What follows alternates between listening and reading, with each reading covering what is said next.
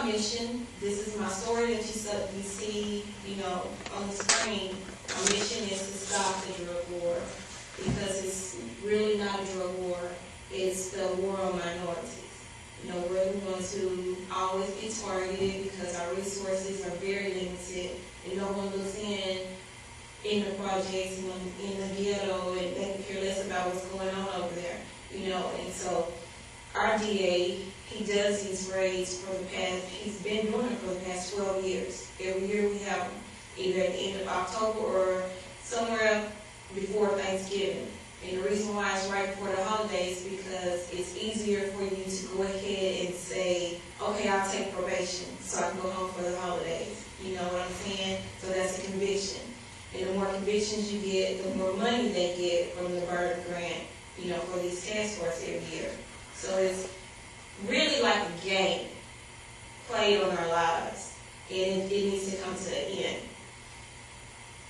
It ruins us in every way possible. I cannot sit here and tell you everything that I have been through. The movie only touches on some of it, but not even all of it. The struggle was so hard, it still is hard, but I will not stop until I see changes, because we have to make changes some kind of way. Something in us has to know that this is not right. And someone has to be willing to go through this struggle and go through this battle and fight whomever in order to see changes, and I want to be that person.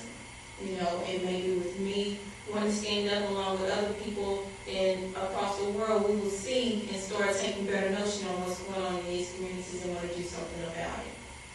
Open for any questions, anybody? Anything. After this war on drugs, what's your main plan of action? What do you find yourself doing the most to eventually stop this war? I think my focus right now, my main focus right now, is seeking disbarment of the DA in Robertson County. That's because the depositions in this film are word for word true and a matter of public record. So can you imagine a man who is over us, our DA, feeling like this?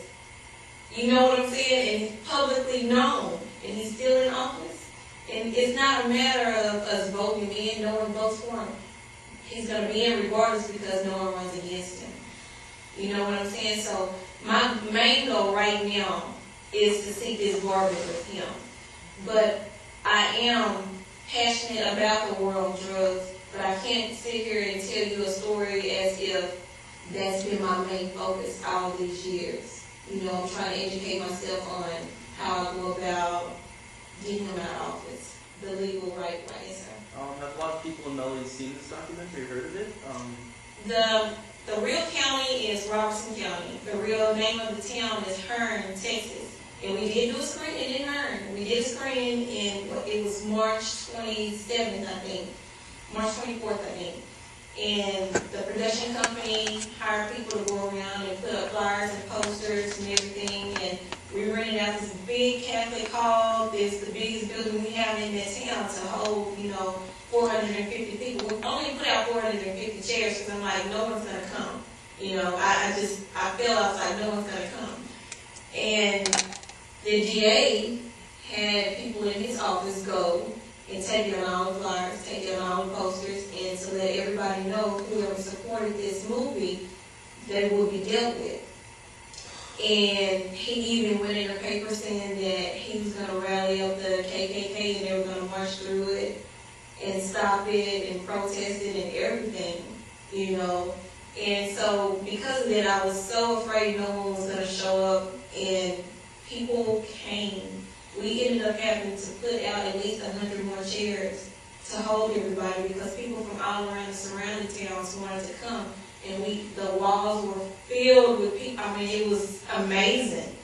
It was great. But everybody at the time, they say they want to get involved. They say they want to help. Okay, we didn't know this was going on. What can we do?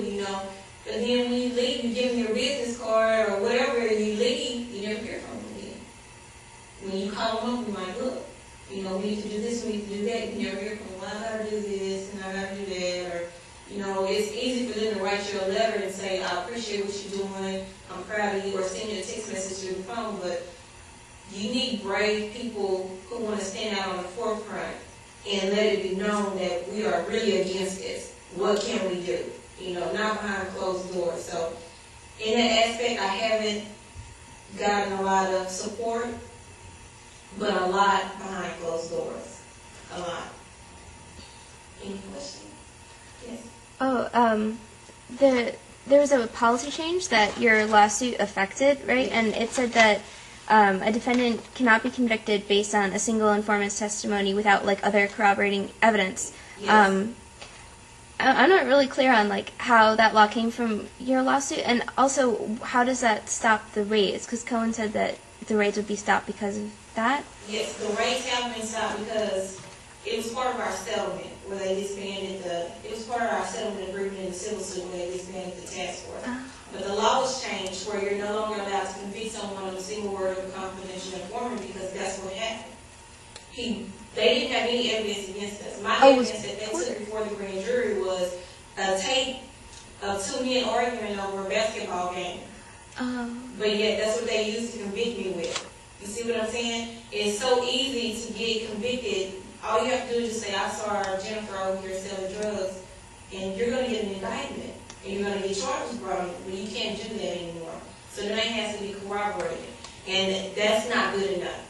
My thing is it needs to be corroborated by video, not tape recording, and not a police officer, because 9 times out of 10, if you have things like this going on in your town, it's going to be corroborated by a crooked police officer.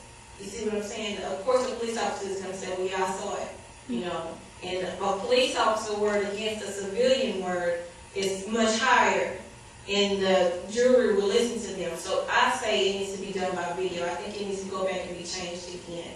You know, but this is a step. It is a step, but we're not finished yet. Is the ACLU still offering you any support with your movement here, or? How can I answer that?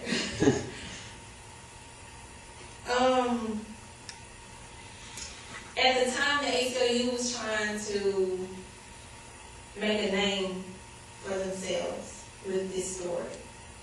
And so they were willing to come in and do the civil suit, you know, and do all this. But when we settled, everybody went their separate way.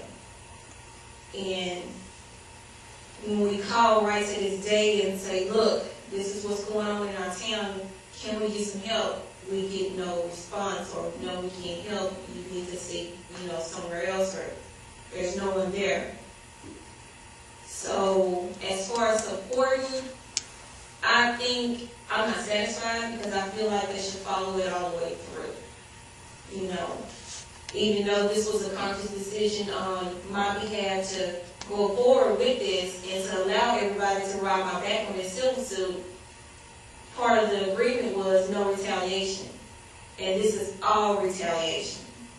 In my town, everybody in a 4-block radius of my house, their utility bills is $200 and $300, when mine is at least $1,800 a month.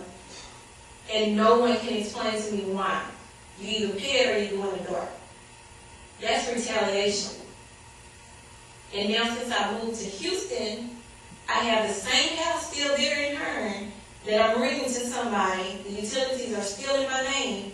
The light bill is never over $200. Are you serious? You know, it's so much. And you might think this is a story from the 60s. And it's not. This is modern day time right now. You know, we're going through this. It's crazy. And I'm seeking my law degree because I feel like this problem is still going to be going on by the time I graduate from law school. And I'm going to be that person to come and change this and do something about it, because I ran into a million lawyers. No one wants to touch it. No one wants to get involved. I don't know if it's too much work or if everybody's trying to save their face or what, I don't know, but no one wants to touch it. And I'm a firm believer in right is right and wrong is wrong. Right is right and wrong is wrong. You know, it regardless of what color you are or whatever, it doesn't matter.